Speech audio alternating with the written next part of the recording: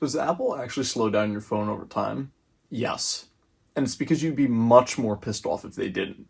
Lithium-ion batteries blow. Remember years ago when your iPhone would power off despite having battery left? It's because they didn't do this yet, and the battery could not keep up with the demands of the phone. Batteries in our phones are consumable, meaning that over time they become less effective and degrade. You can check the approximate battery health of your phone by going into settings. Notice how your phone does not last quite as long as the years go on? This is why. In addition, the peak current potential of the phone goes down, making it so that it can no longer stand the full load of the CPU.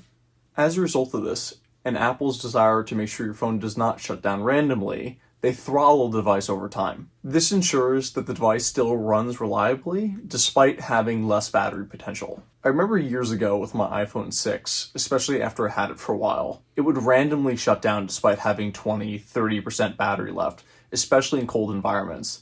This is because the battery could no longer keep up with the peak compute of the phone. This is a really massive pain, and it makes our device feel defective. So this in essence is why Apple does this. It's not because they're trying to force us to buy a new phone. It's because they're trying to make a device that we spent a lot of money on last as long as it should.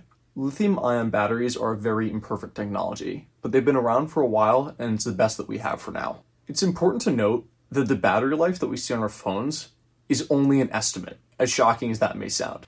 This is why sometimes you see your phone die before it hits 0%, or stays on 1% for a really long time before it shuts off. So basically, relative voltage output / voltage pressure is what dictates how much battery we have left. If this sounds really vague, it's because it is, and that's why it's imperfect, like I said. This is why phones from different manufacturers that have similar battery capacities drain at different rates, but die at around the same time. It's because the algorithms that they use in the back end calculate battery percentage differently. It is super frustrating that our phones get slower over time, but it's the nature of the limitations of the technology that we have. I don't know about you, but I'd much rather lose a few percentage points on my CPU performance than have my phone shut off randomly when I need it most. Also, our modern phones have far more compute power than we need for our everyday tasks, like talk and text and consuming content.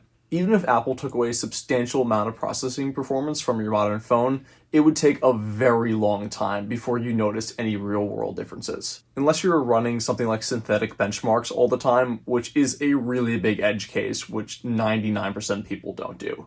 Although this is the case, I do understand everyone's frustration, and many are very right to be pissed about this. I'd like to hear all of your takes on it though.